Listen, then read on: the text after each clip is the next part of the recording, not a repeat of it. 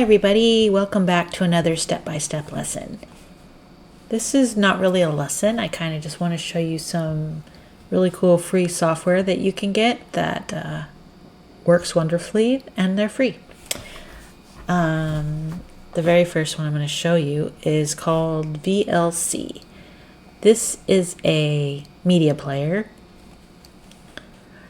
There are tons of media players out there. There are built-in ones in Windows. You can use the iTunes. You can use so many things. The best part about VLC is it plays practically everything. So it's just an easy, low demand piece of software that just works. You put a CD in your computer, it will play it. Whether it's video, whether it's audio, whether it's music, whatever it is, it will play it. And it's free. I'll show you real fast what it looks like. It looks like this is the desktop icon. So it's a free and open source cross-platform multimedia player and framework that plays most multimedia files as well as DVDs, audio CDs, VCDs, and various streaming protocols. To be honest, I've never found anything that didn't work on VLC unless it was a corrupted disk that wouldn't work on anything. So files, disks, webcams, devices, streams, all these different codecs, runs on Windows, Linux, Mac, Unix, iOS, Android, completely free. No spyware, no ads, and no user tracking. It's I'm not going to install it. I really don't need it right now. I just kind of wanted to show you that, yeah. So you can donate if you'd like, and if you use it, I think you should.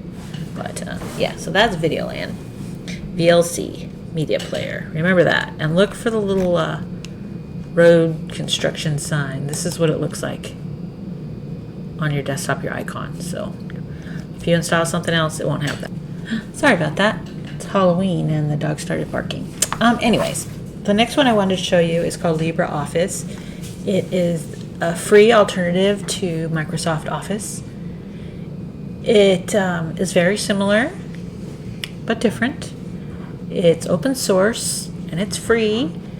It has, let me just show you. Let's click on here. Does it have a list? Discover. Okay, what is LibreOffice? Let's do it this way. Okay, so it kind of shows you,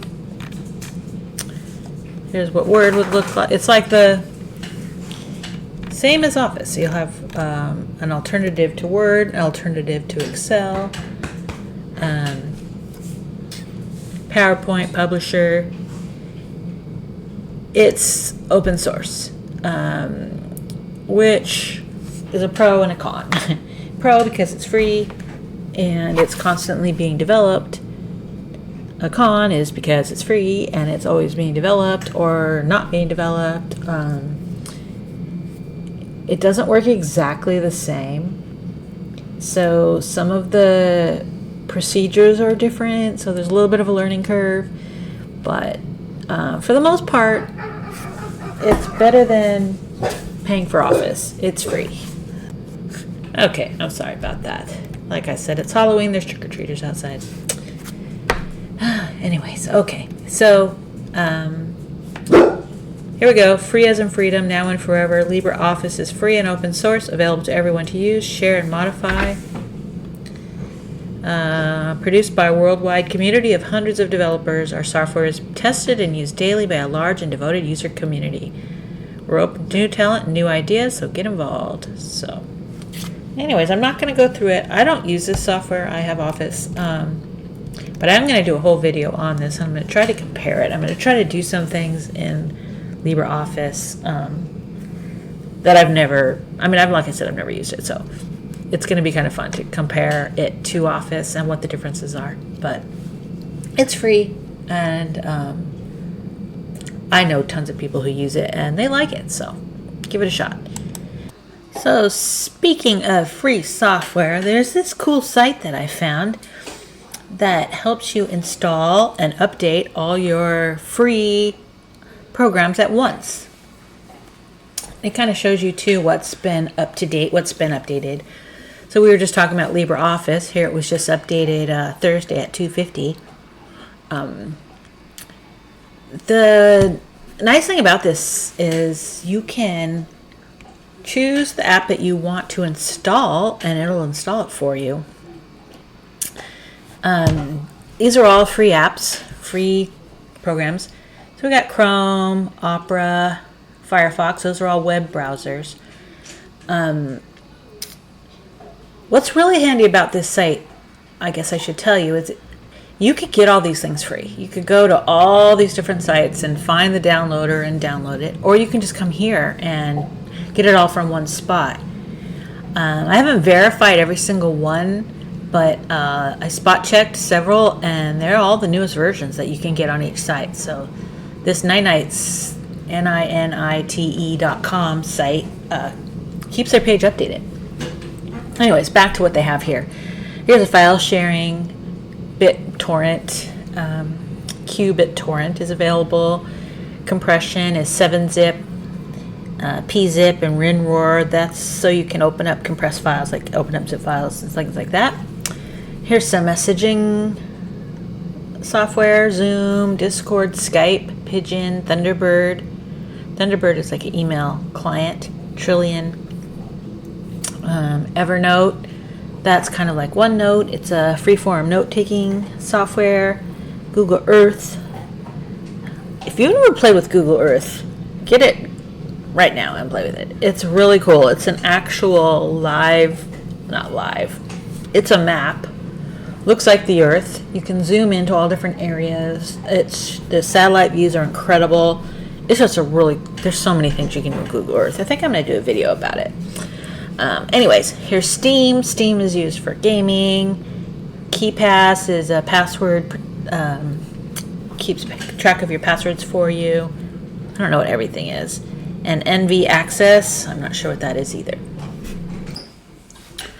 And here's the media programs that you can get. iTunes, we all know what that is. VLC, that was the one I was talking about earlier. AIMP, I don't know what that is.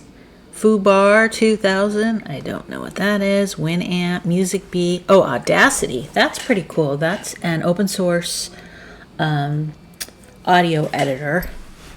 It has a lot of features. It's not super simple to use, but once you figure out how to use it, it's a pretty cool program.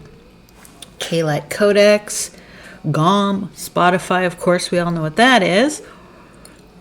It's like Pandora.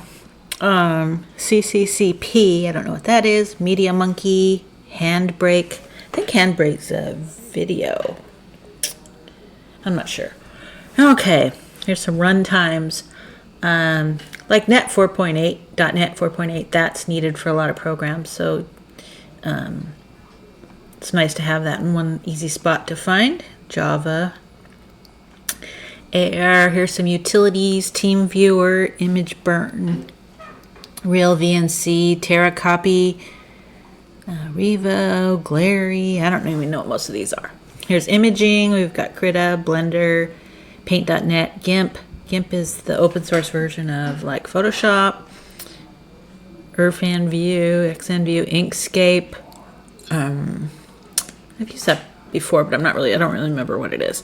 Faststone, GreenShot, ShareX. So look at all these. LibreOffice, that was the Office program I was just showing you. There's Qt PDF is a,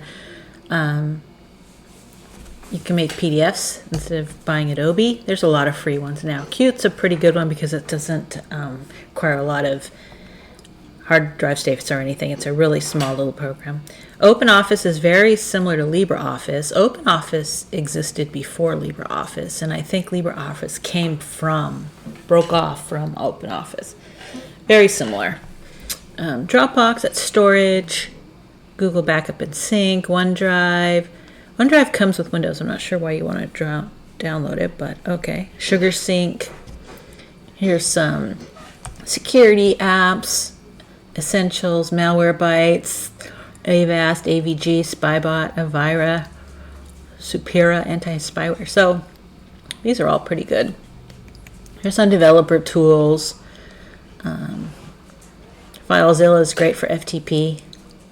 Notepad, Putty, I've used that, so you can remote into things, WinMerge, Eclipse. So anyways, what you do is you basically click what you want. I don't know, let's have Chrome, and let's go ahead and get LibreOffice, because I'm going to play with that later. Anyways, and then you just go ahead and let it do it. So as it downloads it, comes down here, double click,